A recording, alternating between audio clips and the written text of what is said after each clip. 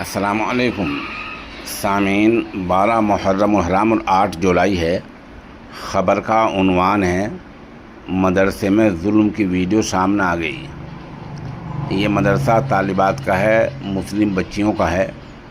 یہ ہریانہ کے میوات کے ضلع نوح کے گاؤں پلہ میں ہے۔ مدرسے کا نام جامعۃ الصالحات ہے۔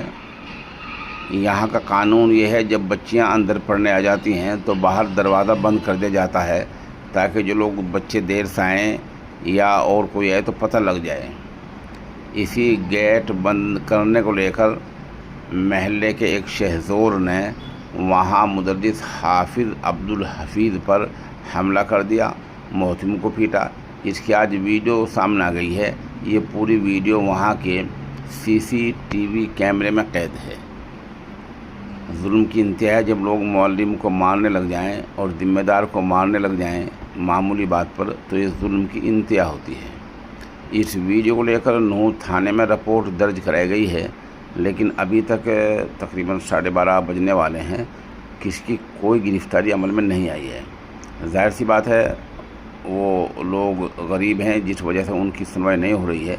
میوات کے رہنماؤں نے، سماجی کارکنان نے، سیاسی رہنماؤں نے اس سلسلے میں ابھی تک کوئی آواز نہیں اٹھائی ہے۔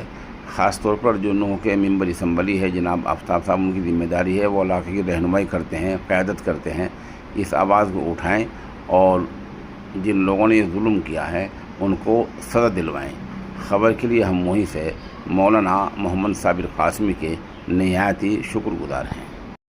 اس معاملے کا ایک پہلو یہ ہے کہ ملزم نے دروازہ پھر بھی نہیں کھلوایا، بلکہ آپ ویڈیو میں دیکھ سکتے ہیں کہ دروازہ پھاند کر اوپر کو اتر کر مدرسے میں داخل ہو گیا اور آ کر مار پیٹ شروع کر دی۔